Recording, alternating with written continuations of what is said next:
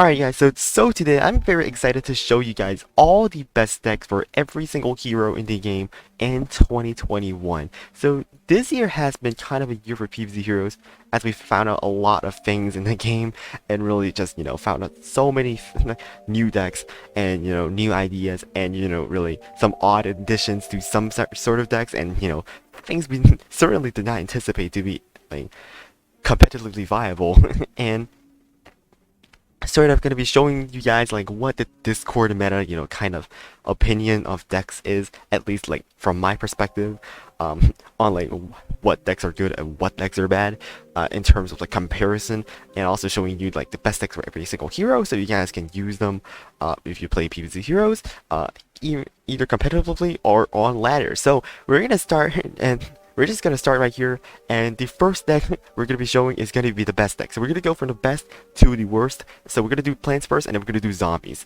So we're going to do the best deck for plants first, and I'm going to say it right now.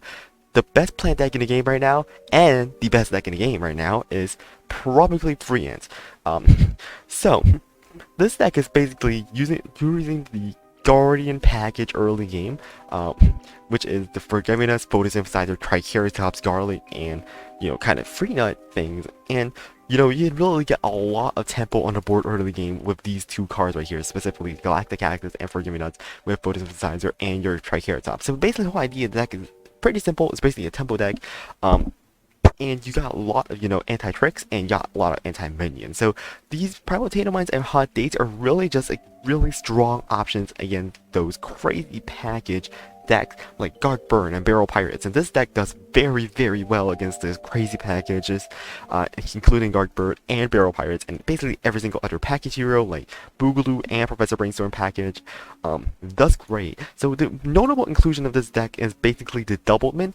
So Doublemint really is used as like a second kind of Triceratops. So you basically play Doublemint on turn 2. If they commit, all their mana, and they don't have any mana left to deal with Doublemint, they're always gonna have to spend more than 2 mana to kill your Doublemint. Just the same, just kind of like the same idea as Triceratops, but it's a little more risky. So that's why we're running like 3 of them, and Triceratops is 4 of them. Obviously Triceratops is freaking broken because this card is busted, and you can just place it on the board and it's gonna become a 2/4 next turn, and they're gonna have to spend a fruit kick in it already, and you get a good trade because then they spend a fruit kick and then you get a card back for that. So yeah. This card is absolutely broken. Black IP is very, very good at trading because, punishes your opponents from, playing tricks, protect your minions, which is very good because it's free help as well, which means that it doesn't die to Plumber, so that's really good as well. So your Photosynthesizer, of course, you protect your minions. The next interesting, kind of inclusion we have is Blockbuster. Basically, the whole, this early game strategy of free ends has been found to be really weak against like a gravestone decks, as we have developed this deck off a previous deck, which is called R3D, which is red. Red was really, really weak against gravestones, particularly Lockout and Plant Control decks, and basically what we want to do is just put 4 for these blockbusters in here, and basically all of those Pokemon Yeti matchups now do not matter at all because we just have the card that automatically destroys the entire game plan and rips it apart, and we just have Blockbuster. Like Blockbuster hard counters the Pokemon Yeti Mug strat, when you just allows us hard tech against those crazy package decks with the really aggressive early game stuff. So basically we want to tech the sneaky and attack this crazy, and basically the free remaining heroes are not that great and people don't play them anyways, which is Rustbolt, Immorticia, and Smash. Smash you can basically ignore because no one ever is going to play Smash. And Immorticia, I'd suggest you do not play Immorticia because Immorticia instantly loses the Triceratops if they think about Cyborg on turn 2, so that's also another problem. And Immorticia is also very weak in a hero in general right now. So yeah, that's the reason why free is really that strong. Just typically because that it's just too easy to be able to tech these crazy package decks and tech these like sneaky graves decks, and then you just boom, and then you get the whole thing together right here.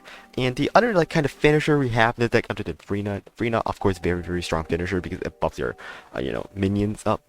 So yeah, kind of note right here, we're only running free nuts because you don't want to get more than 1 free nut every game, so you're just running free, and you're running really just these to scale your early game for late game, and otherwise you have the Red Planet, which is a very good top-end card against database because you can stick it in a lane and it's going to keep getting value every single time, because if they use Fruitcake on it, then you're going to be able to, place another 1-mana minion and you have to remove it again. And it's and typically database decks do not just run like, useless environments in a deck that do not contribute to the game plan at all.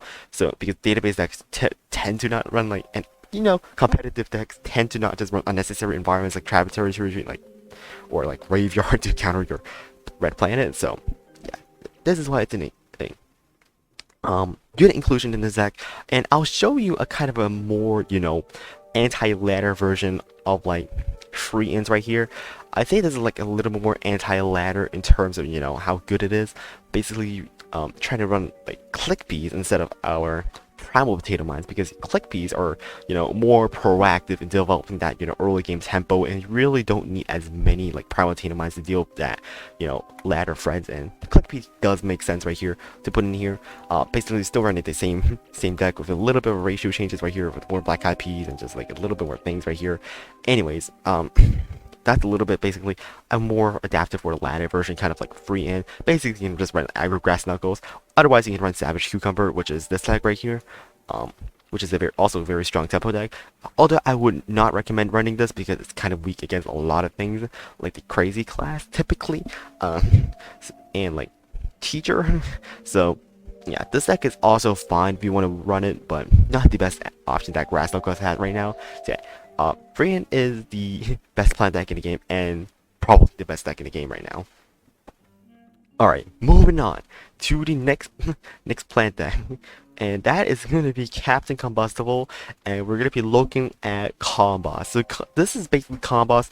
The deck idea is basically you want to develop tempo and or just stall that early game and install into that, very strong Moss combo with Captain Combustible, because especially with the superpowers right here with Blazing Bark, Meteor Strike, Tiny Shine, and Aμπigans. Like Blazing Bark and Aμπigan are amazing with repeat Moss, because the Blazing Bark just lets this do a 6 damage bonus attack to your opponent's face, which is absolutely freaking amazing. So we want to talk about why this deck is so strong, is because basically that this combo, the repeat Moss combo, is incredibly busted in terms of how much it can do. This combo carries the entire deck. When you play combos, my suggestion is, if you see the repeat Moss, just keep it in your hand. You just keep one in your hand every single game, because you're gonna need it, and it's the reason why it's so strong. So, also another thing about this deck is that you have an alternative kind of win condition, which is already Onion Rings. If you happen to not get repeat Mods, you can always just play Onion Rings, turn these Puff Shrooms into big 4/4 zero costers, which is very good.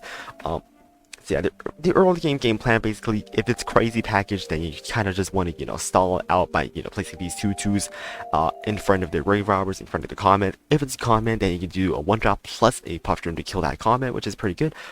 Then you can just use develop a Banana Launcher to get your Banana Bombs, which actually helps a lot in the repeat Moss combo, because then you can place a repeat Moss, place like a Blazing Bark, and then place a Banana Bomb, and the Banana Bomb will help you, make that repeat Moss do a 6 damage bonus attack again, which is pretty good. Of course, running Berry Blast, also running Black IP again. So Split Pea, of course, is very decent in this deck as well, because it helps, give you your own superpowers, because it procs your own block, and then, it procs your own block, so you get your more superpowers more often, then it helps you win with repeat Moss more often.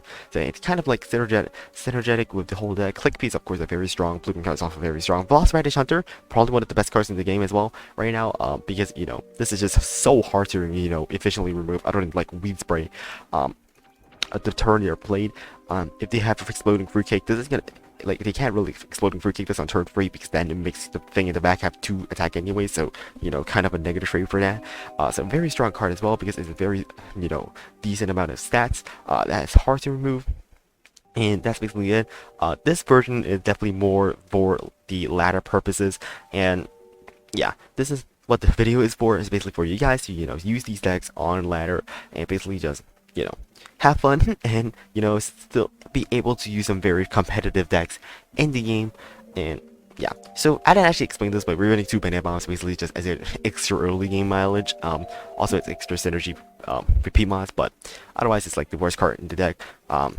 So yeah, Onion Rings, repeat Mods, Actually, a little bit more extra thing on a note is that Onion Rings on a repeat moss is also very strong because it makes moss a 4/4. So when you do a moss, it's a 4/4. You can use your banana bombs to make it do 4 damage every bonus attack, which is also pretty good. So that's kind of big one.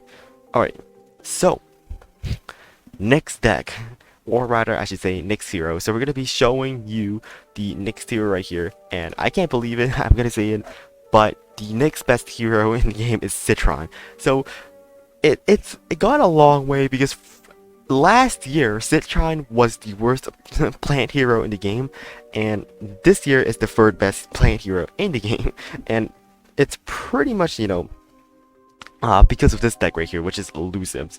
So basically, again, it is the early game tempo guardian strat with the Forget-Me-Nots and Triceratops, and then you have the photosynthesizer, and this time we're adding in the beans. So why does this deck work so well is typically because that Forget-Me-Nots synergizes with your beans very, very well, because if you play Forget-Me-Nots, then the weakness of beans is that the beans get, you know, removed by tricks. You know, they get removed by plumbers, they get removed by a lot of things that, you know, just directly kill them.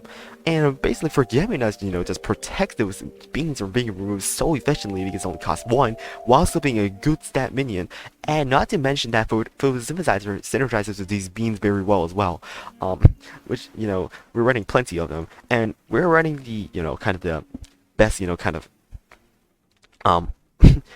plant inside of the Smarty class right now, which is probably Jelly Bean. This card is obnoxiously strong. You can, you can just have any bean in the water, and we have 10, you know, 1-cost amphibious beans in this deck.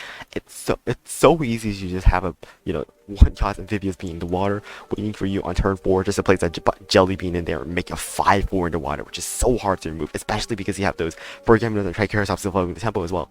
And it's just very synergetic in a way because that, you know, jelly bean basically bounces anything in front of a Triceratops, helps you hit face really, really hard, and this also stays on the board as well. So an interesting inclusion in this deck is kind of like Marine Bean, because you have a lot of amphibious minions, including Rhodobaga, which Rhodobaga is probably the most optimal option right here because Rhodobaga synergizes very well for photosynthesizer as well. This deck really utilizes Citron superpowers to its fullest, basically, because you're protecting a lot of things with photosynthesizer, protecting a lot of things like Nut Signal, you know, your root walls and your Citron Sigs.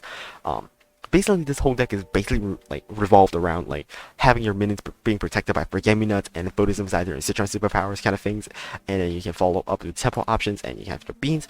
Free Nut is kind of the worst card in this deck, like other than maybe Marine Bean. Like, this deck is not a Free Nut deck, despite a lot of people thinking it is. You usually do not keep Free Nut in your starting hand with elusives, and typically it is not a good idea to keep Free Nut because it's really not that great in this deck, because it's really just spamming up most of your things on the board from turn 1 to turn 3. You're not really focused on trying to get that, you know, huge Free Nut value, just like play Free Nut and then just like boom, boom, boom, boom, boom, and just like dish all the beans out. Nah, that's not how you play this deck. Mostly you want to play this deck as like a tempo-y kind of deck. But, you know, against a crazy package, then you kind of want to play slow and go for the Free Nut kind of combo stuff. But usually, typically, you don't want to go for Free Nut. So yeah, don't just save like everything for your Free Nuts. Of course, in some situations you do want to do that. In some situations you don't want to do that. So yeah, kind of situational for when you want your Free Nuts and when you don't want to play your Free Nuts.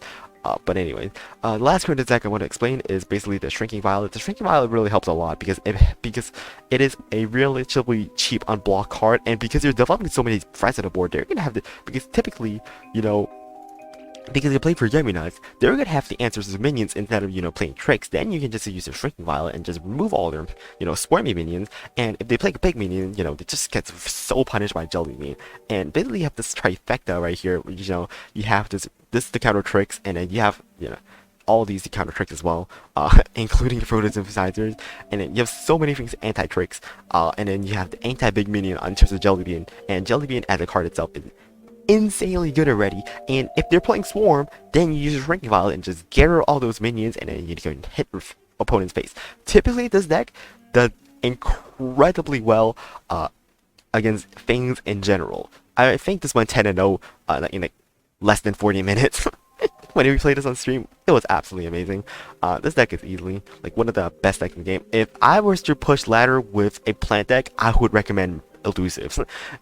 This is a deck I would recommend for you to go for if you're going to play against ladder, because this is overall an extremely strong deck. So how do you really counter this deck? Basically, there aren't really a lot of counters to this deck. Basically, the two main counters to this deck is number one, Black Hole. Black Hole hard counters elusives because it just sucks all the beans into the ground, which is significantly reduces, you know, the effectiveness of your whole deck, because, you know, all these like things just are so much weaker when they're in the Black Hole. Plus the fact that, you know, you can't really utilize your, you know, team ups well, because now they get stuck into the ground and just really, you know, hurting your game plan. Black Hole is a very easy way to beat this deck, so because this deck gets out of environments. So you might ask, do I want to have environments in elusive? My answer is no. I've tried to put environments into elusives a lot of times, and it did not work out because, you know, it just doesn't have space to put that environment in there, like the bog. No, just don't. Don't try to put an environment in this deck. You want to counter Black Hole. If you want to counter Black Hole, play another deck. The second kind of counter to elusives is Garg Burn, because this deck does not have a good answer against the turn-free Gargologist, which is the problem. So the deck does not have a good answer against turn-free Gargologist because you're not running Primatina or Hot Date or like anything that just instantly moves in on turn-free, which becomes a huge problem because then, you know, they're going to be placing Gargs on turn 4, and you're going to be forced to play a Jelly Bean on turn 4, and then, you know, just end up having so much tempo, you know, just playing to use cheap guards because you can't remove Gargologist immediately on turn 3. You know, it just really hurts the gameplay of this deck in general. So like turn 3 Gargologist is a very big thing against this deck, which is really good. So yeah, overall, I'd say that you should use this deck if you want to push ladder. And yeah, next deck. Alright, so the next deck on my list is going to be Wall Knight. So Wall Knight surprisingly has, you know, has its ups and downs in terms of how good as a hero has been, but basically I think this is Fire Knight is probably the best Wall Knight deck right now. Whoops, this deck is actually wrong. Whoops. This deck is actually wrong. I just realized this, but okay, now it's fixed. So basically the whole idea of Fire Knight is pretty simple. You're basically just playing Control Wall Knight, and then you ramp into your late game cards like Astrocato, Soul Patch, and Cop Cannon. And to counter, you know, the Pokemon Yeti Mug kind of strategies that counter this, you know, lineup really badly, because, you know, the Pogo just immediately denies all 7 mana of your Soul Patch. Basically just run Blockbuster to hard counter that, and then, you know, you get a really strong, you know, control deck. You know, and yeah, basically deck is very, very simple as a whole, I'd say. And the game plan basically just stall turn 1 and then stall turn 2, and then if they commit, then just play Twin Sunflower into an Astrocato. If they play like Halberd, just hammer it. Like, I don't really need to explain this deck. I guess one, you know, kind of interesting inclusion is the Force Field right here, you know. And Force Field is pretty good actually, because then you can place your Soul Patch to Force Field, which just instantly destroys any, you know, player who does not run an environment, because, you know, they can't remove the Soul Patch. So, well, there it goes, you know. So yeah, so some people might be saying like, why RCCH don't you just run like better control cards instead of running the ramp cards, which are, you know, get removed and, you know, are bad. So my reasoning for running these ramp cards is really that it's good with the Cob Cannon. You know, it's good with the Cob Cannon to really get that, you know, efficient evolution off of your Cob Cannon onto your opponent's, you know, big minions. And your Cob Cannon is really your only efficient big removal, and you really need it early against like some of the decks like Toss, like Tisha of some size, which you really need a Cob Cannon early. So that's why you run these ramp cards against those kind of decks. And like even against like Garg Burn, this is like turn 4 Cob Cannon really helps against like, you know, that Bunny Garg on turn 4. If they have the Gargologist set up and they didn't remove the Sunny Shroom, for say they have Gargologist into Hardy Trait or Gargologist into like Rock Wall, then, you know, that, you know, ramp really helps you out to kill that, you know, big minion on like earlier, or, you know, just having a good fodder for your big minion. Anyways, deck is pretty simple. So one reason we're not running Elderberry is because I've kind of found out that Elderberry is really just inefficient in terms of like evolution on this deck specifically, because you don't really have enough like cheap minions to evolve the Elderberry on top of, and it ends up being really expensive, because then you're really evolving Elderberries on top of like ramp cards. Then it becomes like a 7-drop 5/4, which is, I don't think it's worth it at all, because then it gets removed for 2 like by a final mission or a free kick. Like, no, not worth it at all. And then because it destroys two cards in the same time in the whole process as well. And then covering your own ramp is kind of not good in this deck because you really want to play these big minions early as well. So yeah. Don't run Elderberry, and that's why we're running Blockbuster, because Blockbuster actually does stuff in terms of what we wanted to do. And you know, if we want some things of like Elderberry, then you know we already have Astrocato, which already does that job. So yeah, just don't want to like waste the deck space, and just kind of want to have, you know, good options against most decks in the game. So the other alternative option for Wall Knight is Photo Freeman. Basically, this is a Freena deck with Wall Knight. I don't think this is that great, but it's still fine.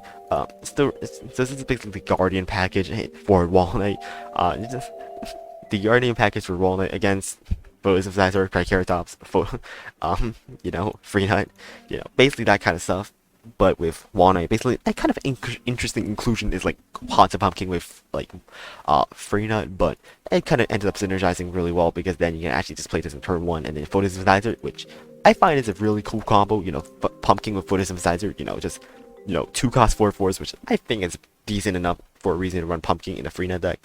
So running Elderberry's late game, Cop Cannon is really good on top of your like Walnuts, your Garlics, and you know your Walnuts synergized for Free Nuts as well, which is kind of a reason why we justify running Walnut in this deck, because you have multiple activators for it, like Elderberry, Cop Cannon, and Free Nut.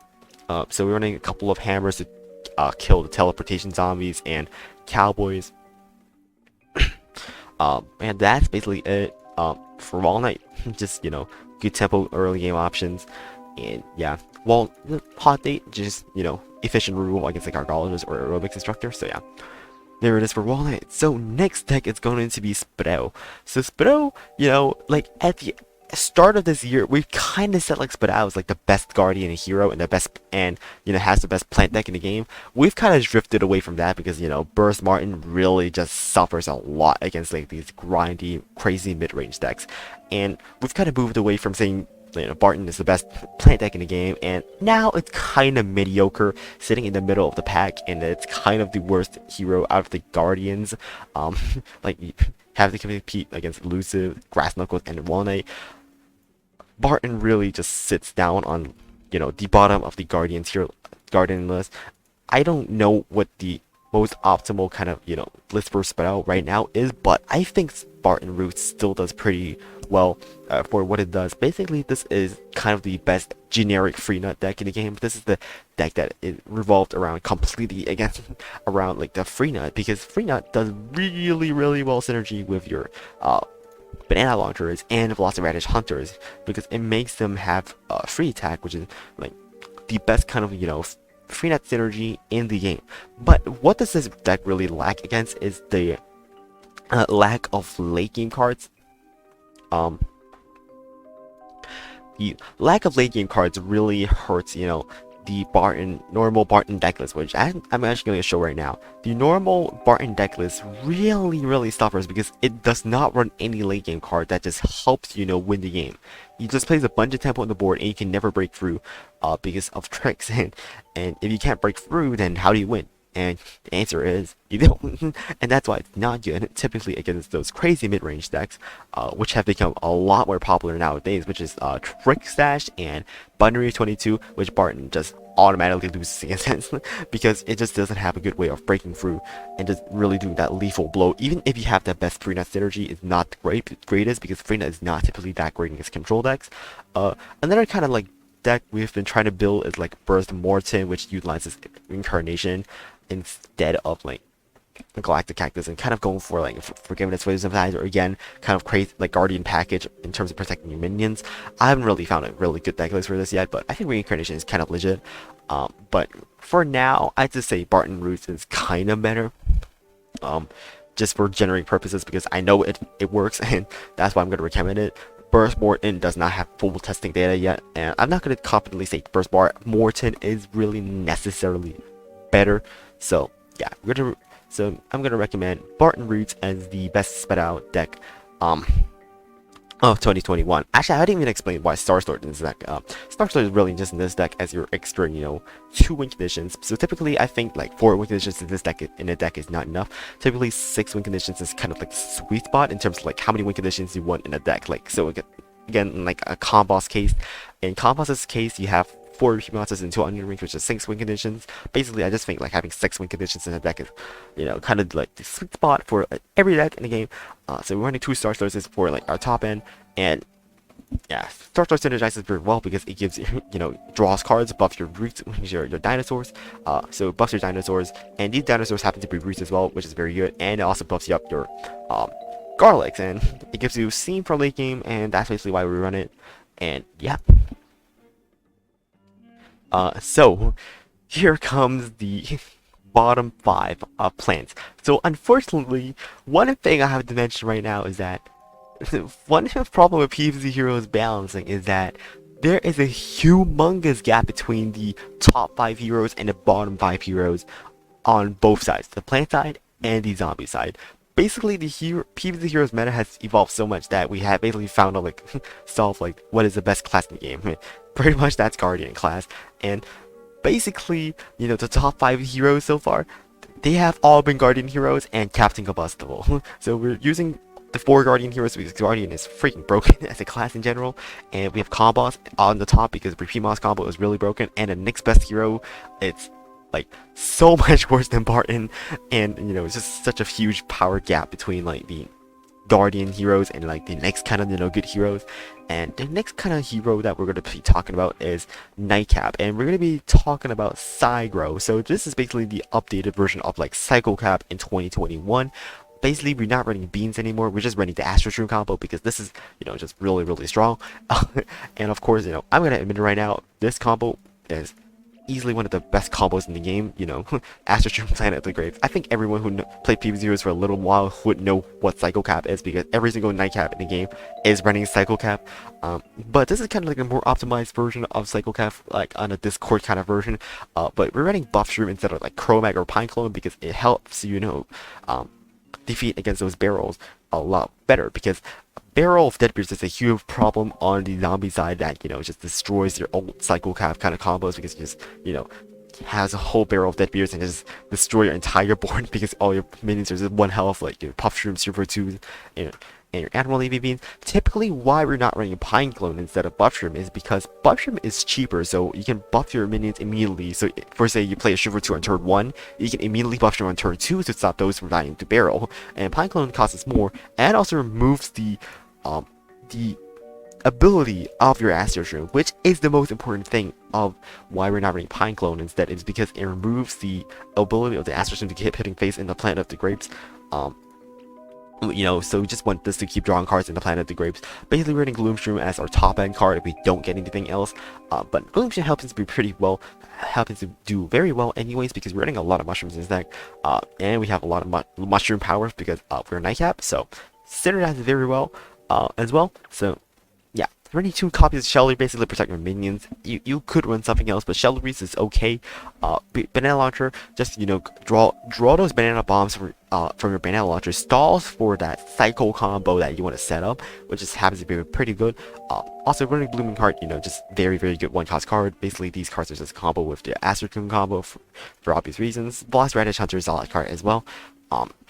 As I explained already when I was explaining combos. So yeah, overall pretty solid deck for Nightcap. It's pretty fun because you do have the Psycho combo. Reason why we're not running beans is because you don't really have enough beans for Nightcap to really work well, and plus the beans don't really synergize well with the Kabloom side really necessarily. Maybe there could be a version where you run beans as well with Jelly Bean, but it's kind of too costly for cycling inside of the Planet of the Grapes, and especially placing Admiral Navy Bean I found on the ground is a bad idea in general, because it makes it so much more prone to removal, and that's just not typically how you want to play like the beans, because typically with beans you really want to play that bean in the water and stop that unstoppable damage. Yeah, kind of just opting for like more mushrooms kind of vibe right here as another way of winning if we don't get our cycle combo. So yeah. Next hero. Alright, so next hero, we're going to be talking about Chompzilla. So we're going to be talking about Ringzilla. Basically, the idea of Ringzilla is to have that onion rings combo. So we're running 4 onion rings in the deck, and the reason why I think that onion rings is so strong with Ringzilla, I mean not Ringzilla, but Chompzilla, is basically the, ultimate synergy with the solar class. So why is this so good with the solar class is because you have Apple Saucer and Little Buddy and Catch a Mechanic as your solar cards. So basically, if normally we do a, onion ring on, for say, a normal 2-cost card, let's say on a normal 2-cost card, it's going to be like Pepper MD, Fire Pew Shooter. Those are just going to be generic 2-cost 4/4s in your deck, But with the solar class, when you play onion rings, the turn after, you're going to have a 2-cost 4/4. Yes, an apple saucer, but it has strike through, which makes it so much stronger in terms of, how good it is. Because, you just got that hard-hitting strike through 4 damage, and, it synergizes the onion rings so well because, it's cheap and it works well. And you have zero-coster cards like Little Buddy, which work very well with onion rings because then you can, transform these Little Buddies into zero-cost 4/4, which is extremely strong in terms of, like, how good it is. And it just scales them so well. And if you don't get your onion rings, then you can use your elderberries as well on top of these Little Buddies, so still works very well. Of course, you also have Kernel Pulp, which also becomes a 1-cost 4/4 team up, which is absolutely amazing in terms of being a good card by itself. Anyways, we're running the early game with Bok Choy and Haunted Pumpkin. Basically, want to run a little bit of aggression. So if we want to go aggro against our opponents like Telimps, then we can still do it that way with our aggression. That's due to our lack of removal with, Chompzilla, so we don't really have ways to, necessarily remove things off the board, except for Hammer, which we're not running. So you typically just want to run a very aggressive, like, kind of early game, aggro opponents down and make them, not have that many, answers against our late game cards otherwise, and not, well, that much tempo themselves. But this deck kind of does struggle against a lot against, like, the new kind of not the new, but the old kind of crazy package stuff. But yeah, Ringzilla struggles a lot against crazy package because because its minions typically die a lot to, like, crazy removal, and typically it's a little bit too easy to rely on this onion rings right here. So yeah, a little adjustment I made was to have, like, a couple black-eyed peas, which is, kind of better than Bananasaurus back then anyways.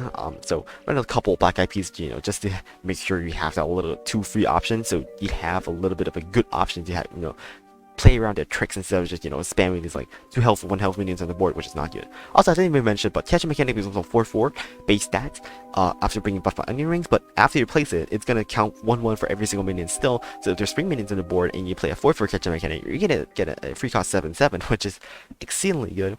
We're running Plant Food because it's very good with our cheap, 4/4s. You can just basically play it. Even you can just play a Little Buddy with the 4/4, 0-cost 4/4, and then you can just, play that, Plant Food on top of it, or like a 1-cost card that's a 5/4, Bong Choy, and just do a 6 damage bonus attack immediately, which is very strong. So yeah, that's a valid way to really use Plant Food because, it helps you win the game with these strike through minis as well, especially on top of an Elderberry, very strong. Also with Magnifying Grass, really that Magnifying Grass, it was running at like 2 or 3 copies before in old Ringzilla. It really isn't that great because when you draw multiple copies of it, it kind of hurts because it's your win condition. But, kind of cutting this down to like a token means that you only ever draw 1 of them, which is pretty good now because you're typically not playing more than 1 Magnifying Grass per game. Like, typically you play your Magnifying Grass and you play your Plant Food and just win the game. That's it. You don't play more than 1 Magnifying Grass per game. So that's why you're just running 1 to prevent cells from breaking with too many Magnifying Grasses and, help us get more better options like our Black-Eyed Peas. Otherwise, so yeah, that's going to be it for Chompzilla. So the next deck I'm going to be talking about is going to be aBeans. So we're going to be talking about aBeans right here. This deck is very strong actually because you got the ladder. So basically this is Green Shadow Beans in a way. But instead of elusives, which kind of aims to protect your own beans from dying to your opponent's removal, basically this deck is a lot more proactive in actually doing damage to your opponent's face. This is probably the best plant aggro deck right now. Or just basically any plant aggro deck that exists. Basically, you can play very, very fast with your Admiral if you being that good. It's stackable a lot of damage over time because you're running very strong beans, which are Click Peas and the Black-Eyed Peas, which, these are both beans and very, very strong aggro cards as well by themselves. Click Peas, you can play them at 2/2 and then on turn 3, and on turn 2 you can just play them as 2 cost 3 freeze, which is absolutely broken. And, and these beans stack in the water very well, so it happens to be aggressive because your opponent cannot block those beans in the water. So that's why it's pretty good. Running Bong Choy is a little bit of a free attack on turn 1 kind of countermeasure. Bong Choy can be replaced by Primal Pea Shooter, which helps, happens to synergize the deck a little bit better. That's in the anti-database version, but we're going to be showing the database version because this deck is usually used against ladder instead of going against database, because against database, like, you always want to run elusives anyways. So, we have very aggressive options like our Split Peas, Rotobagas, even just like our little, Cool Bean, which works pretty well as well because, it's a free cost free which is on curve, and is a bean. So that's what basically only one for Cool Bean. Plus we have Growth Room, which is a very good aggressive card as well, because typically then you can play your beans in the water and then you use your Growth Room to grow those beans in the water, which makes Growth Room better because, they can't kill those beans, they can't front the beans in the water, which helps you push more damage to your opponent's face and while chump blocking. So running late game cards, basically Banana Swords Rex, very, very strong tempo card. Jelly Bean, already explained with elusives why it's so broken. Gatling Pea, happens to be kind of good because you do have enough P's to, justify running Gatling Pea as a finisher. Even if you don't get a P to evolve on top of, which does a bonus attack of 5, it's still very good as a card itself because it's like basically a 10 attack with 5 mana, which is very good. So you can have 12 P's evolve on. You have Click Peas, you have Black Eyed Peas, and Split Peas to evolve your Gatling on, which is, fairly consistent enough to justify running Gatling Pea. Alright. So, the next deck now we're getting to like the bottom of the barrel right here. So now we're kind of getting into the bottom of the barrel. We're going to be talking about Solar Flare, and we're going to be talking about Ram Clones. So, Ram Clones, I have a hard time, just justifying Ram Clones as a really good deck, honestly. Ram Clones is just, I don't know, it's just way too inconsistent as a deck in general. But the idea of the deck is basically, in the deck name, Ramp to Pine Clone. So you ramp to Pine Clone, and if you happen to get your Pine Clones early on like turn 3, then you can really just annihilate your opponent much more easily, because Pine Clones coming out turn more, and just transforming those things that have already given you value into a Pine Clone just helps you a lot, because after a Twin Sunflower gives you 2 Sun, you can immediately transform it into a Pine Clone, which becomes a free, and you still have the 2 mana for this turn that you can spend on more stuff like a Trooper 2, and basically stuff like that.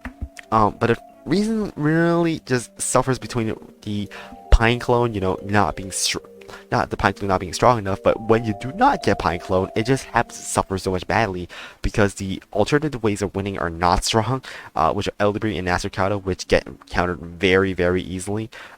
So just imagine this deck with a Pine Clone, just probably the worst plant deck in the game easily at that point. These just get countered so easily by like Fruitcake, and even Pogo Mug Yeti just counter these so efficiently. And basically any kind of removal in the game, like even Backer Bounce and even Deadly, even like Toxic Waste plus bonus attack, even just kills these so easily as well.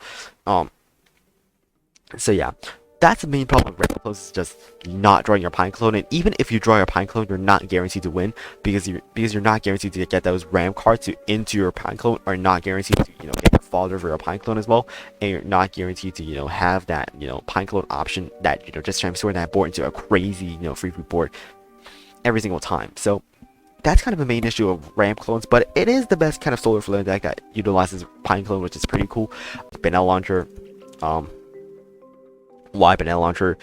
You use Banana Launcher, it gets your Banana Bomb, and then you use your Pine Clone on top of it, becomes a free, and then that's basically it. And yeah, Elderberry evolve on your cheap minions, and then Astricado basically as your other win condition. Let's get into the worst hero of 2021 for plans. Drumroll please, and that is going to be Rose. So this is the best deck for Rose right here. Yeah, and that's gonna be it for Rose, guys. This is the best deck for Rose right here. Nothing, because Rose sucks. Alright, let me just explain why Rose really just sucks that bad right now. So, reason why Rose is just so bad in this in this current meta is typically because of what do you call it? Of the crazy removal in tow with Pokemon Yeti. So what is making Rose just so bad as a hero in general? It's because its late game cards are just so weak against like any kind of control strategy, which is, that's just a fruitcake. Like, you place an Ashikato, get through by the lightning bolt for 1 mana. Goodbye, bye bye. good late game, bro. That's just gone. And you try to play Brainana, it kind of would more, and it is not that great. And if you play Garmatter Dragon Fruit, it's kind of too late already, and it still gets countered by Pogamug Yeti, so it does not counter Pogamug or even the control of the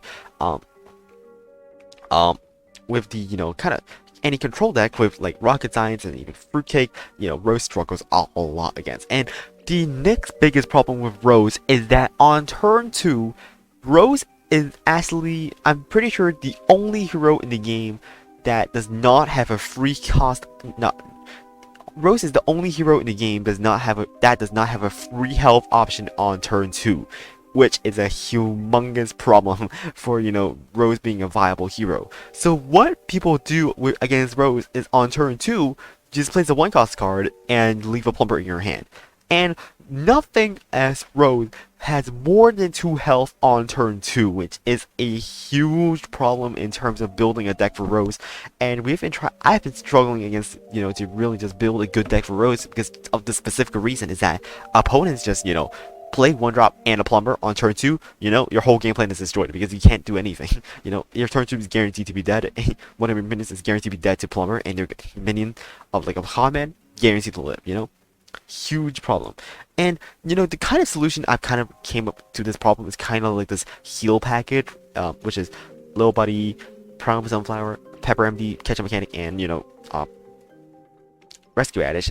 And the reason why I'm saying this is because basically the idea is basically you just ramp on turn 1 instead of actually trying to actively slap your opponent's minions, but you use your Prime Sunflower to ignore the turn 1 play, and then if you have a Pepper MD, then you can use the Pepper Buddy combo, and if you have a Radish, then on turn 2 you can already play a minion with more than 2 health, so it solves that problem of not having an anti-Plumber minion on turn 2, and as well you have a Catch a Mechanic is just really strong because if you ignore your opponent, then you can just play Catch a Mechanic. So this is basically kind of like a heal package I've come up with these 5 cards right here, but the rest of the deck is really just fidgety right now. This is not a very set in place deck list, but my recommendation is just don't use Rose because Rose is not a good hero, at least on the competitive scene. So yeah, running like Cop Cannon still, Elderberry, Ashikato, Brainana. Brainana is really, I don't know. I still don't know how strong Brainana is really, and typically Brainana is not great of a card because Brainana is really just a win more, and if you don't have things on the board, Brainana is not going to help you at all to actually win the game. And yeah, just running Brainana just because it's our only option against like those control decks. We don't have any other way out. We just have to use Brainana. A couple of Tech of Great Flakes. I don't know. This deck is very still in like development right now, but yeah, there is no confirmed deck list for what the best deck for Rose is.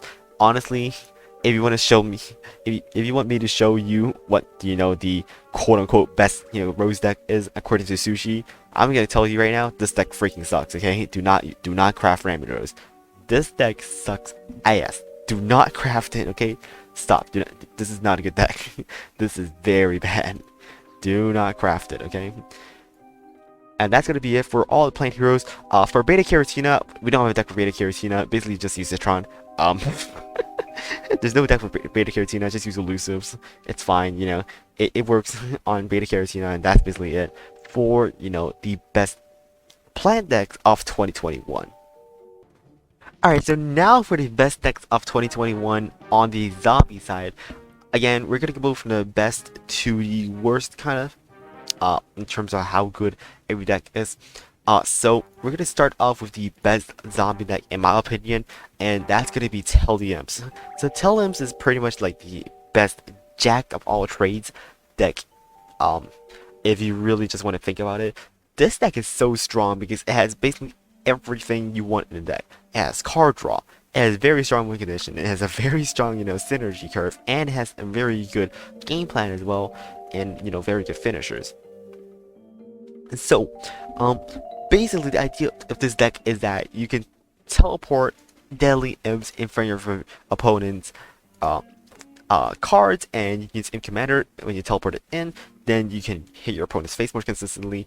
And this deck is very good because it's a reactive Imp deck. So typically, Infering Imp is not that great of a card because you place it, and because you have to place it in the zombie phase, so you don't necessarily know when they're gonna, because then you're not gonna play planes in the lane, you play Infering Imp, and so you have to use Infering Imp to answer the card they played the turn previous if you have to use Infering Imp without a teleport. But with a teleport, you can instantly answer what they played the turn on the turn. So on turn 3, for example, they do Velociraptor Hunter. That play gets hard countered by a teleport plus it Infering Imp. You get 4 imps in total and block 6 damage, which is absolutely incredible, in terms of value you're getting from, just having teleports with imps, and especially you have teleports with your imposters, which helps a lot. And if you're using deadly imps and teleporting those imps in, then what happens is basically instantly kill your opponent's minions, which is very, very strong. But the main strip of this deck is not really the imps itself, but funnily enough, it's HG superpowers. Let's start with HG superpowers, and let's start with the first one, which is Terraformer 10,000, and congratulations, if you get this in your starting hand, you'll automatically win the game. So, if you get Terraformer 10,000 in your starting hand, you automatically win the game. That's why this deck is pretty funny, because if you get Terraformer, you automatically win the game, you don't have to care about anything else. So, very, very broken superpower. I don't know how that fixes, but this just is way too strong on turn 1, but then it kind of falls out really quickly in late game if you don't get it in your first cycle as well. And the next kind of broken superpower, congratulations, the next one is Teleportation Station. Start the turn with a zombie here, gain a teleport. Great. So, your opponent removes the minion inside of the teleportation station, but then because you drew a teleport the turn previous, you're just going to teleport another thing back in. So, also another incredibly broken superpower.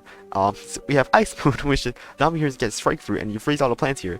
This superpower is probably like the best on the zombie side, maybe? I don't even know. Like this might be one of the best on the zombie side. Giving a zombie strike through and freeze. So this basically, just gives strike through, which is instant, guaranteed damage to your opponent's face on that lane, and it guarantees a good trade because you freeze it, A very, very, very strong superpower. Ice Moon is definitely S tier. Iron Border is the one that's weaker because it still dies to the things that Common dies to. So yeah, Iron Border is kind of overrated. Iron Border is not, that crazy strong because it's basically just a common, engraved between a grave robber. It's not that strong, but still okay-ish. Not that great though. So you have the HG superpowers, which are very, very strong. Which is one of the main reasons why this deck is so strong and comparatively to Super Brainz, and why it's so much better than Super Brainz. And plus, just instant, synergy in the deck. And I haven't actually explained why we're running Blob in this deck. So basically, you can, teleport these imps. I already explained, you have these teleports, and you reactively hit your opponent's minions of these deadly imps, and you can draw more cards. So if you draw a lot of cards, then you're gonna have a lot of imps in the board, and if you have a full board, you can start teleporting a blob onto on a full board of imps. And if you have blob, it's a very cheap, free cost card, and it's gonna become usually more than 5 attack. It's a very good upgrade for like your imposter just sitting on the board right there and hits your opponent's face very harshly. And if you have, it happens because if you have blob, then you can start running these bonus attacks and backer bounces that helps, help these blocks hit your opponent's face, which is very good as a win condition. And plus, because we're running Imp Commander, then we're going to be able to draw so many cards to just help us, contribute to that blob, combo OTK win condition. So very, very strong in terms of, having blob as well. And plus, we have Cowboy, which is also insanely strong with teleport because, it just dodges all your opponent's garlic, so they can't really even answer it unless they have like anti-tricks. And if they really just go for frag eminence, you can always just go for your Improving Imps. So yeah, overall very strong deck. You basically running back your bounce because you want to remove your opponent's Astrocatos and Null Berries and like Soul Patches off the board, as well as still being very synergetic with your blobs, and running bonus attacks because you can use it on any minion that is deadly to instantly kill the thing in front of it to save it, and plus being synergetic with blob as well. Very, very, very good deck in terms of synergy. Running a token swabby because happens to be very good with Toxic Wasteland, where you can teleport it like a 0 cost card. We're only running one of them because you don't want to get more than one zombie in a deck. The database deck just runs 2 Swabbies. I think, running 1 is more optimal because I like running free teleports, just to have more options against, like, the turn 2 Twin Sunflower, which that kind of struggles against because you kind of need the teleport 1-cost imp option on turn 2 against, like, the Twin Sunflowers heroes. So yeah, that's gonna be it. For the best zombie deck in the game, which is probably might be the best deck in the game as well, but it's kind of like neck and neck in terms of like going against like free in kind of in terms of like power level. So yeah. So the next best zombie deck in the game, this is actually pretty funny, but I'm pretty sure this is the next best zombie deck in the game, which is gonna be Trick Stash. Unfortunately, a mustache deck has become the second best zombie deck in the game in 2021. I know we have Quasar. Yes, we have Quasar. Yes, we have Mustache Waxer. I know Papega. But unfortunately, yes, you had to deal with it. This is the second best zombie deck in the game. So, why is this deck really that strong? It's basically a mustache deck with Trickster control. And the reason why, this synergizes very, very, very well is that you happen to, people when they make mustache decks, they think like, oh, we get all this mana, we have to swarm the board, we have a full board, we're gonna make this an aggro deck, we're just gonna have Conman, Aerobics Instructor, place it with Mustache Waxer, so strong, and the problem with that kind of deck idea happens to become like, that you have all this extra mana from Waxer, you happen to really, you happen to have all this extra mana from Waxer, you're not gonna have anything to spend that mana on.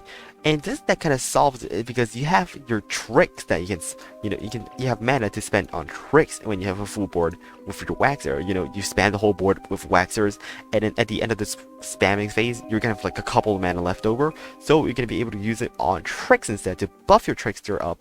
And these have to be very good cards as well because Quasar synergizes very well with Trickster because it gives you a guaranteed trick, And Quasar is a legitimate use in this deck because you can do a Waxer plus Quasar combo, which is insanely strong because Waxer gives you 1 bring back, which guarantees you have that 1 mana to spend on your superpower that you get from Quasar, which is very strong. And we have a lot of the naturally built-in mustaches in this deck as well. We have Eureka, which is a mustache. Dance On, which generates 2 mustache minions, which is very good. Telepathy, of course, helps you draw into that Waxer combo as well. And Summoning just controls turn 1, which is very good as well. So, all superpowers are very much well utilized in this deck. Especially the Eurekas are more effective in this deck because it's a mustache as well. So, the kind of mustaches we have are Bungee Plumber, which we're going to run anyways. Grave Robber is just, an extra 1-cost minion to help, combos. And even a Barrel of Deadbeards is actually a mustache. The Captain Deadbeard inside the barrel is actually a mustache. So that's another synergy with Waxer. The Deadbeard giving 1 mana back from exploding is not the thing that matters. The thing that matters the most is it's a very special game interaction is that when Waxer is at 1 health and a barrel of Deadbeards explodes, the Waxer does not die and it stays at 1 health because that 1 health that it gains from the Deadbeard spawning prioritizes before the 1 damage that is dealt by the barrel that is recognized by the game. So if you have Waxer on the board, it never dies to a barrel of Deadbeard's explosion, which is very, very cool, and I like it a lot. We're running Guard Throwing Imp to tech against like database decks which run Freenut and Pineclone, and a lot of swarmy options like Garlic. Against Ladder, you can actually, I think this is a legitimate use to actually run Trick or Treater in a kind of deck like this, because then you end up having a lot of extra mana left for Trick phase. Then you can actually use Trick or Treaters to capitalize on this extra mana to actually get some more extra treats to help you buff your little mustaches. So this is kind of better into Ladder, but it doesn't really do that much better, not really, but Guard Throwing is fine. So the reason why you can run Guard Throwing is really just use the teleport Guard Throwing combo, which is very, very strong, because teleporting in a Guard Throwing basically is the same idea as before. Like I feel like about an Impfinity, then you can teleport in front of a Velociraptor Hunter and you get to 2 Garks for a cost of mana of 5, and you're only spending an extra teleport, which is very good. So yeah, rest of the deck is basically just basically regular Trickster control. you have enough, mana to really help, get that trickster up, to buff that trickster up. And if you tap, okay, and it very, very big misconception about this deck is that if you don't get Waxer, you lose the game. That is not true, because if you're not getting Waxer, you're getting most of the cards in your deck that actually just control your opponent. You can just play Grave Robber on turn 1 to, force your opponent to answer it, because they're not going to be taking 2 damage to bullseye through the face like every single turn. They have to answer Grave Robber. And Quasar just helps you control with their, final missions. And if you don't get Waxer, the whole deck is basically just a control deck anyways. And if you happen to get Waxer, then you can play like a mid-range deck, combo that with tricks, mustaches, which is very good. And yeah, Federators, there's a draw into your combos, of course. Barrel mission, mission on your Quasards, and missions on your backup dancers and your summoning as well. Very, very, good, things. So in terms of matchups, this has one of the best matchups, by far in the game. So Trickstash is an auto win against Ringzilla. It's an auto win against Barton. It's also a favorite matchup against Free Ends. It's also, let me just have to pull up the list right here. It's also very good against a free mid. Even-ish kind of matchup against Funnier Knight. Kind of bad against Cygro and Ram clones because of the, swarmy nature, which this deck is the most struggling against. What Trickstash really struggles against is swarmy decks like Ram clones and Cygro. So yeah, those are the best bets if you want to beat Trickstash. Rose, do not even talk about Rose, but against Rose automatically dies with this deck as well. And this is the best deck in the game against Combos. This is the best deck in the game against Combos. If you just want to beat Combos, use Trickstash. This is like the best kind of, anti Combos deck. Even better than Garlic Burn, honestly, because, you have that very, very strong turn 6 combo option to just instantly kill your opponent before they can drop their moss. And I tested this against, like, Badurni. Yeah, no. Combos does not even stand a chance against Trickstash. Like, very, very bad matchup and very, very good for Trickstash. Especially because Waxer denies so much Banana Launcher value as well. It just helps you, because those Waxers just get up so much stats, they can't get removed anymore by those, Banana Bombs. And just very, very strong. So this is basically your best deck against Combos as well. So it has a very, very, good matchup against most of the decks in the game. Even against like Cygro, it's still fine unless they get a it's still fine if it's Cygro, because if they don't get their Psycho combo like Astral Planet of the Grapes, you still have a pretty good matchup against Cygro. You still have a pretty decent chance, and that's why I'm gonna say Trickstash is very, very strong, because you really just only have 2 counters, which are like Ram clones and Cygro, and typically you don't want to run Ram clones in a tournament. Like, why would you run Ram clones, honestly? And actually I forgot to mention, like, Elusives also counters this deck, but Elusives is typically banned in a tournament. But yeah, Elusives definitely counters this deck, because Elusives is like easily like your go-to option if you just want to go anti-control. So you want to go like anti-Trickstash, you play Elusives. Elusives, best bet. And then also Cygro is also a very good bet. So if you want to counter this deck, Elusives or Cygro. Alright, so we're going to move on to the next best deck in the game, which is going to be Impfinity. And I think you guys can anticipate this already, but it's going to be Impfinity Pirates. So Impfinity Pirates are very strong, and we have a slight update from like last year in terms of like Barrel Pirates. So this is Barrel Pirates 2.1. Basically, Barrel Pirates 2 is basically taking out a Surgery Retreat and a Bungee Plumber for 2 Line Dancing Zombies, which is a very good great mix-up. So the reason why we're running Line Dancer now is because typically on turn 3 our only gravestone in the past was Flame Phase, which gets exploited so easily. In the past, when people just play Flame Phase, they just go, oh, that's a Flame Phase on turn 3. Oh, let's just play Freenut, and then, they lose. Pirates lose. And, like, you just have, and because the only gravestone in the game, like, in the deck was the Captain Flameface, which makes it so much easier to, just snipe and, make a really good play against it. And it happens to be that Line Dancer is actually a very, very good card to mix up that, because not only does it act as a different gravestone that they have to play around, this also punishes the counters that they have to against Captain Flameface, like HY Freenut on turn 3, and just kill, and the Line Dancer just moves to that Freenut and just kills it, which is very good synergy. So kind of like a very good grave mix up right here. So we're also running extra smoke bombs and we're also running less aerobic constructor and more smoke bombs, because smoke bombs, I kind of found out during testing, they are really, really good at activating our Cowboys back up. Just letting these hit face against like any kind of Prime Potato Mine or Hot Day. This is just like kind of a hardy treat, but on the sneaky class. And if you think about it that way, is that they front at your opponent with you front your minions with Primordial, you can use a Smoke Bomb and just drag it out of the way, and it's gonna keep doing damage, and the Primordial is gonna be stuck there in that lane. You know, very very good, like anti-mines, anti-dates, and you know, aggro card in general as well. So we're doing the barrel mission, and don't really have to explain. This is basically Impfinity Pirates, Ray Robber Common with your flame phase. Okay, so I'm actually gonna explain why we're not running Swashbuckler as well. Swashbuckler happens to be a 2-cost 2/2, which gets countered by virtually any 2/3 in the game, which is Juggernaut, Black Eyed Pea. Like those cards just hard counter Swashbuckler, which is not a good trade because you're trading down your 2-cost cards to a 1-cost card, which is the bigger problem. And another problem is that if you're saying that, oh, what if I have a comment already alive on the board, then it's really just redundant to have a very big win more option with a Swashbuckler, because if you have a comment already alive on the board, playing Aerobics Instructor is basically just as good as playing a Swashbuckler because it applies basically the same amount of pressure. So yeah, and Aerobics Instructor helps more when you don't have that comment on the board, because it doesn't get traded just as easily by like a Black Eyed Pea or like a Juggernaut. So yeah, you run an Aerobics Instructor instead because it actually works better when there's nothing on the board, and still works just as great when you have your comments or Grave Robbers applying pressure to your opponent's face. And that's really the main reason why we're not doing a Swashbuckler. If you're going against ladder, I don't know, against like Swashbuckler against ladder, maybe it's good, probably still shit. But yeah. So we're in Cowboy as a finisher, very very strong finisher again, being Cowboy typically. So yeah, this deck is also, so if you want to play a deck that pushes for ranked, I would recommend this deck right here. Barrel Pirates 2.1 is the deck I would recommend for playing against ranked, because it plays the fastest in general for the amount of good decks. And yeah. So yeah, I would recommend Barrel Pirates if you want to push on ranked with zombies.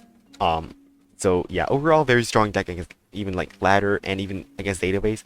Like this is not like weak against like some kind of decks. Normally this is pretty hard to tech unless it's like free ins, which has the ultimate anti-aggro crazy package kind of tech cards, which just destroys Barrel Pirates. Otherwise this deck is very strong. It's both options in the game, and that's why it comes into the third place. And I've actually kind of compared the matchups between Trick Stash and Barrel Pirates. In this current meta, yes, Trick Stash has slightly better matchups than Barrel Pirates actually. And yeah, this is typically one of the, also this is another huge advantage for like using this deck to push for ladder, honestly, is that this deck is very easy to play as well. You just you play your pirates, play your flame faces, move your opponent's minions, win the game. Very easy to push on ladder as well, because it's very easy to play as well, compared to like Trick Stash, which is relatively a little bit harder to play, but it's still pretty easy to play. But Barrel Pirates is like quick and easy, very, and strong. Quick, easy, strong, very good. Alright, so the next kind of deck I'm going to show is Garg Burn. I've refrained from saying Garg Burn is like kind of the best deck in the game for a little while already now. But yeah, so I kind of refrained from saying Garg Burn is really the best deck in the game by now, because people are starting to find good decks against it, which are just running Primal Potato Mine on hot dates and Berry Blasts.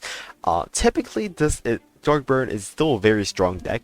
All the top 4 zombie decks are very very strong, I would say still.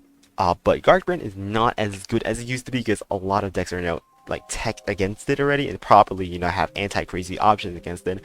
And even though it still wins in those matchups, it does not win as much in the matchups.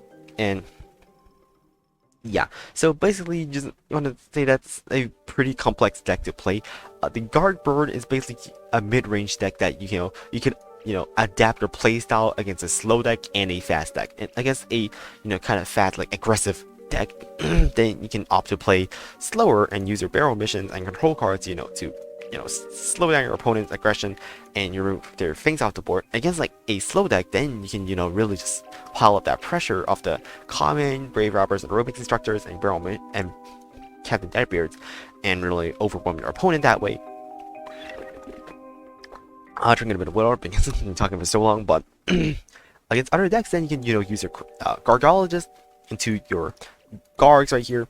I don't really know how to really play this deck, and I don't really properly know how to explain how this deck is really played, but it's just a deck that can adapt to multiple playstyles. if you were trying to, play, you know, for, just play on ladder, I would not recommend playing Guard Burn. Guard Burn typically sucks against control decks, like heal decks and walnut control decks. Guard Burn sucks ass against control decks, which is the one weakness of it because it has lack of, um, kind of the lack of things to really do against like against like healing, and typically not great, not your best bet against control decks. And a lot of ladder decks are control-ish, and it isn't completely garbage. And Guard Burn, I would say, like, is probably like the second hardest deck to play in the game, other than maybe Telimps. But Guard Burn, very, very complex deck. If you're playing in a tournament, of course, I would recommend this deck. If they didn't leave it banned, but it's just really, really hard to play. So if you're really just pushing ladder, I recommend like other decks like Barrel Pirates, which are easy to play and also more fun to play.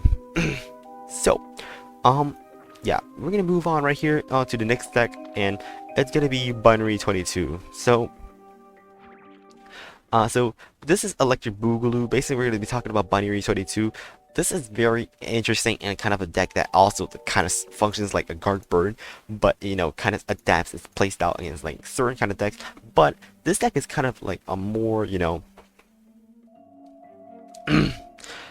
so we can talk about a little bit more of this is probably more similar to a control deck more than like a tempo deck. I'd say like this is pretty much a standard control deck, but with your very interesting finishers right here.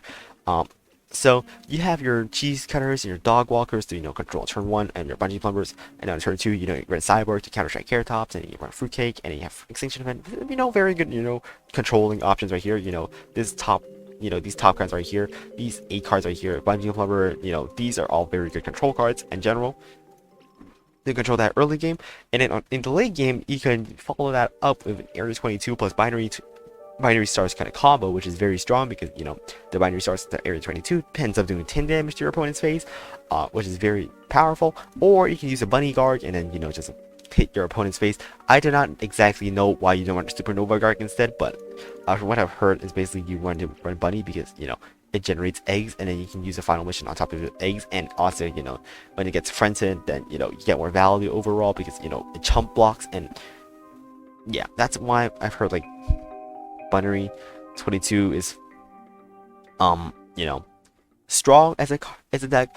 Basically, when a Maniacal Laugh, if you don't get any of these with the game, then you can always use Maniacal Laugh on your cheap minions, of course, to win the game. In my opinion, running 4 cheese cutters and 3 dog walkers is better. But overall, Binary 22 is also a pretty hard deck to optimally play because it really involves you to invest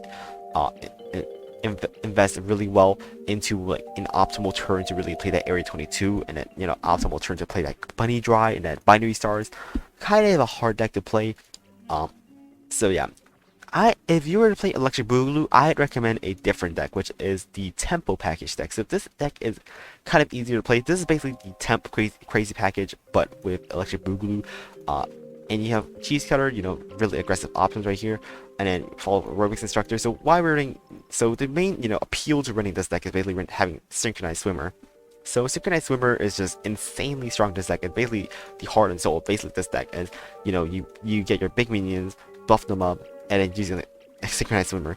If you want to watch like a video on this, by the way, all the decks videos are linked in the description below. I didn't actually mention that in the introduction, but this was a hell of a fun deck to play because the Synchronized Swimmers were pretty awesome in that video, and you can basically so the idea is basically just Area 22 into something, and then play Swimmer to buff that big stat to the board. So you can play the Aerobics Instructor because of 4 free, and then you can just copy those stats for 4 free in the water, which is absolutely crazy. And of course, running Maniacal Laugh is their finishers. If you need that extra mileage, running Loudmouth to buff your other minions, and Synergize is very well for Aerobics Instructor as well. Running Barrel Mission as a means to actually get another 4 free, because then if you Barrel Mission, then you can just play the Synchronized Swimmer and copy those 4 free stats in your database as well, which is very well.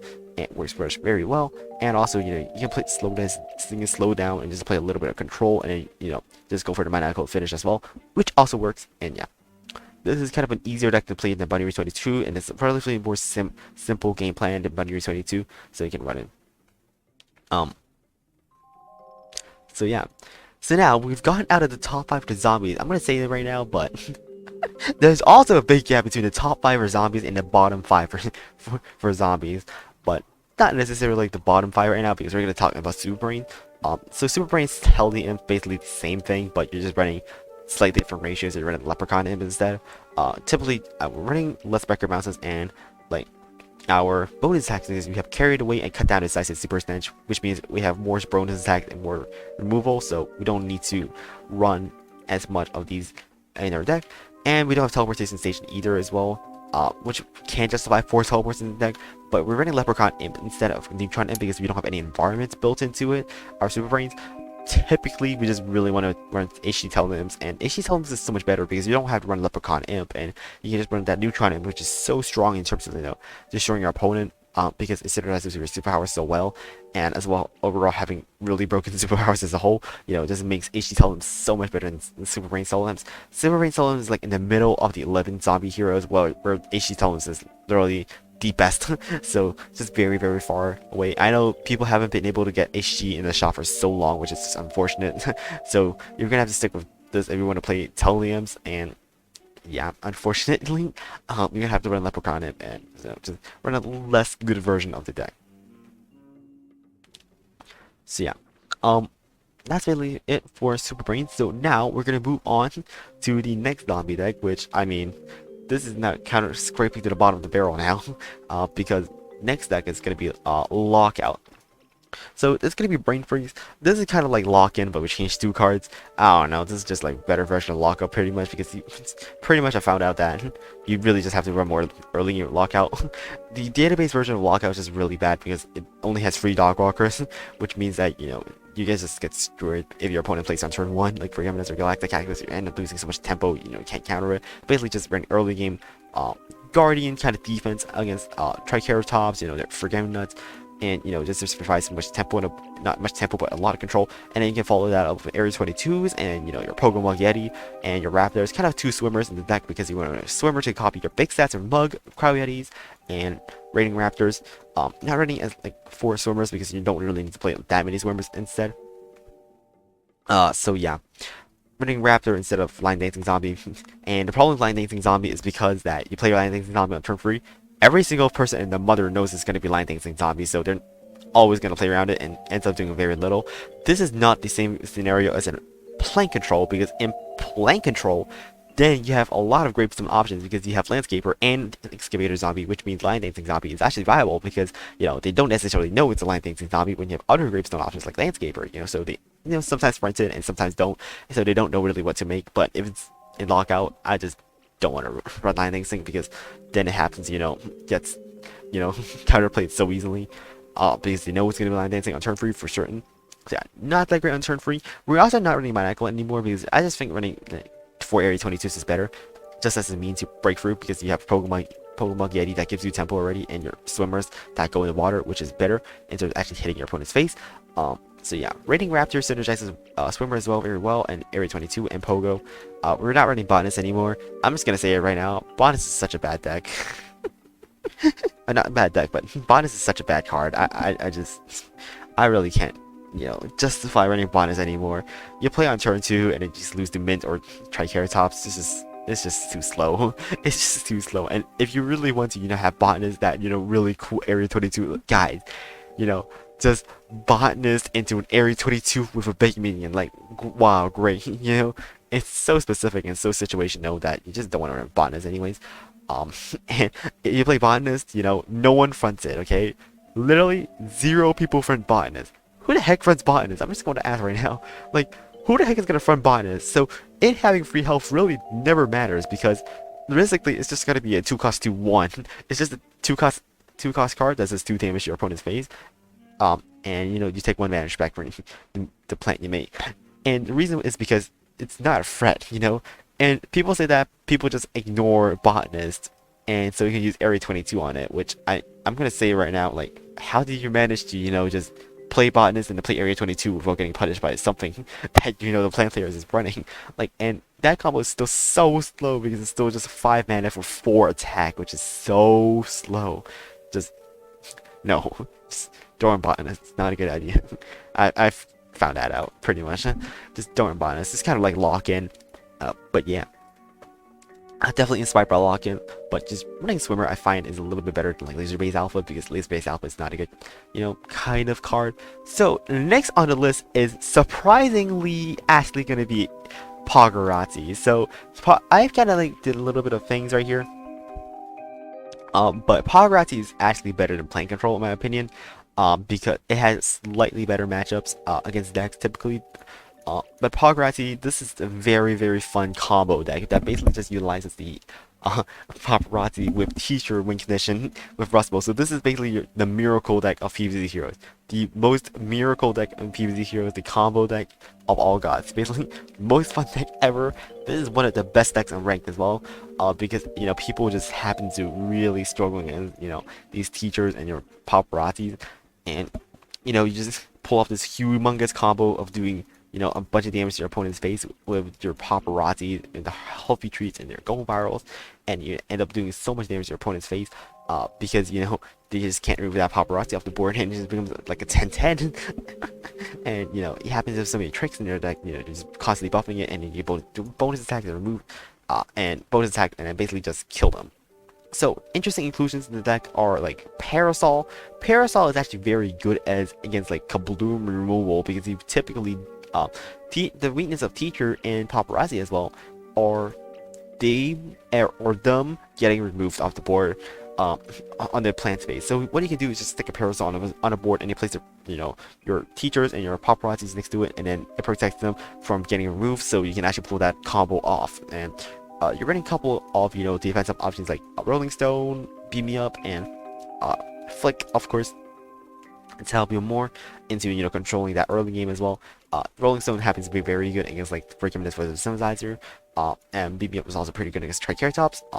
Flick is always very good against lots of Reddish Hunters and like a wide range of things. We're not running Rocket Science because Rocket Science is not actually a good card at all in this kind of deck. You kind of wanted to use Knockout more because you're focusing on the early game of really destroying your opponent. If you're going to invest in a big minion, you're going to die to your Paparazzi combo. So yeah, and yeah, basically running Teleportation Zombie because Teleportation Zombie is busted, and running Teleport because it's just a one-cost trick that buffs your Paparazzis and it's free with Teacher as well.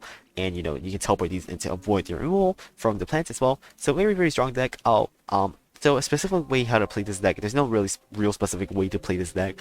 It depends on your hand, typically. So yeah, you can just watch the video. They're all going to be in the comments section, so you're going to be able to see how to play Paparazzi, and yeah, that's going to be it.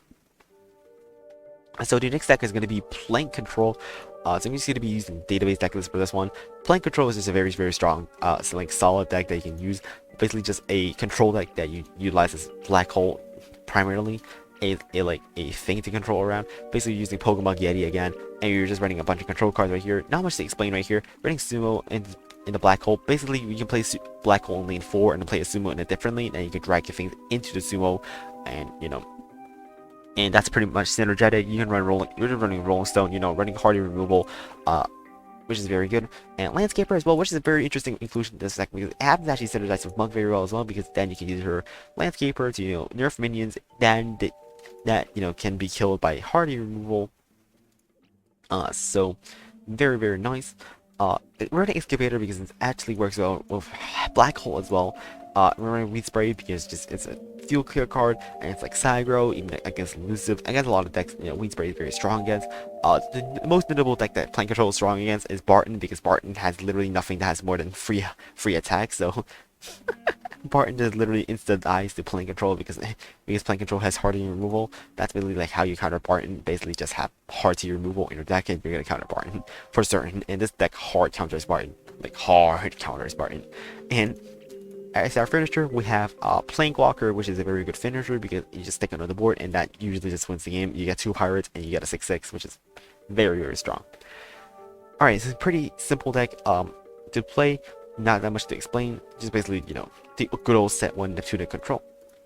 Alright, so the next couple of heroes are going to be Monka-esque, and the next one is going to be Immorticia. So we're going to be talking about like Toss. So Toss is kind of like this interesting deck that you really just want to do the combos with. So you basically just a science deck, but you don't want gadget sciences in because you're not really utilizing that science tribe synergy necessarily into that way, but you're actually using your science synergy in interdimensional zombie, which transforms into like a free cost card, which then usually has big stats, and then you can copy those stats with like a swimmer, and you just want to. So basically, this is a very strong like early game kind of tempo kind of deck, and you just really want to focus on having those establish big minions on the board, and then with those big minion stats, you can copy those stats with your swimmer. So basically, just combo things up around, combo your neutrons with Area 22, combo your interdimensional zombies with your other science cards, even your brain vendors with your blobs. You can get a lot of stats on the board very quickly, and you can spend all the you have the big stats on the board, then you can copy the swimmer in the water. This deck is actually pretty funny because you end up getting like swimmers with like 10 attack and 7 health in the water, which means they can't remove it for the rest of the game, and which is very strong. Of course, you're running some burst launches to leech off the fact they have such strong high stat minions. And so yeah, basically it's a combo deck, trying to want to kill them with a blob combo as well. Against ladder, you can run free moonwalkers and 2 brain vendors. Against database, you just happen to run free brain vendors more because the brain vendors are good amount of defense against your opponent's minions if you want to play them for cheap. And yeah, that's basically it for Immorticia. And notable like honorable mention right here, Immorticia, kind of like the control, the optimal Immorticia control, basically the teleport zombot. But this deck is falling off quite a little bit because it's really weak against like this early game pressure deck, and doesn't have Cyborg either, which I think this deck should definitely run Cyborg in. So yeah, kind of falling off short because it doesn't really have enough like control in the early game to really counter those like Triceratops and pesky things. So yeah, it's a teleport zombot deck. You'll find a link to all these decks gameplay in the description, and yeah, not much to say about Immorticia, basically just teleport zombot. Alright, so now we're moving on to the worst hero in the entire game. And honestly, I had a hard time really just picking like which deck to really show to you guys about like Smash. And honestly, I'm gonna show this one right here. It's gonna be Papega Smash. This is Papega Smash right here. This came up in my like mind as an idea to really just hard counter everything in the game. So basically, what you want to do is just guys, black hole detect black hole detect elusives, and then you run gladiator detect Cygro, and then you run cyborg detect Triceratops, and then you run every guys. Okay, so the idea is just basically just tech every single thing in the game, and this works pretty well as a value deck. It's very control-ish, and it's a very value-centric deck based on Intergalactic Warlord, just actually giving stats to everything, and just being able to have that sustain of the board that you have the Interstellar Bounty Hunters just drawing steam, and just having a lot of sustain in the deck. And this is definitely adapted from Fry's Mob Smash. Otherwise, if I have to show another like deck for Smash, I'll just show Horts. I don't know, this Smash just sucks. Typically my recommendation is just don't use Smash, because Smash is a very bad hero. Because Smash has terrible win conditions, and Smash's best win conditions is going viral, and that's it. Like Smash's late game is so bad. Like look at these late game cards, bro. What is this, like Zombot with a teleport, Octo Zombie? Are you kidding me? Like trash. Okay, but pretty trash. Trash. Okay, but you don't have good cards to use this with. Trash. Like all of Smash's late game cards are just complete utter trash, which makes Smash is really just bad in general. That the zero late game and just really doesn't work well, and Hardy class and the Beasley class are just support classes mixed together, which is not a good idea typically. And my recommendation, just I don't even know, just don't use Smash. And that's gonna be it for the best decks of 2021, guys. Hope you guys enjoyed this video. Thank you for watching to the end of this video. I know it was a pretty long one. I had to explain like every single best deck in the for each hero, and really went through like how good they are in terms of the scale and the competitive scene typically. And all the decks gameplay will be linked in the description or the comment section if I have streamed those decks before. I've streamed most of the decks before that I've mentioned in this list, except for like aBeans and Ringzilla, I'm pretty sure. which are kind of exceptions, which I think I've forgotten to stream those, and I forgot to stream like Smash, and that's it basically. But yeah, that's gonna be it for the best decks of 2021 in PvZ Heroes. Hoping to find some new decks in 2022 because we found so many surprising things in 2021. Thinking that we already know like the whole meta has been solved for like, oh guys, Burn is gonna remain the best deck in the game for the rest of 2020. Not the rest of 2021, but the rest of the game. Rest of the duration. But yeah, we're just really finding out the new stuff. I don't know if the meta has really even been solved yet. We're trying still finding like to find a good decks for like Solar Flare and like Rose, and that's gonna be it, guys.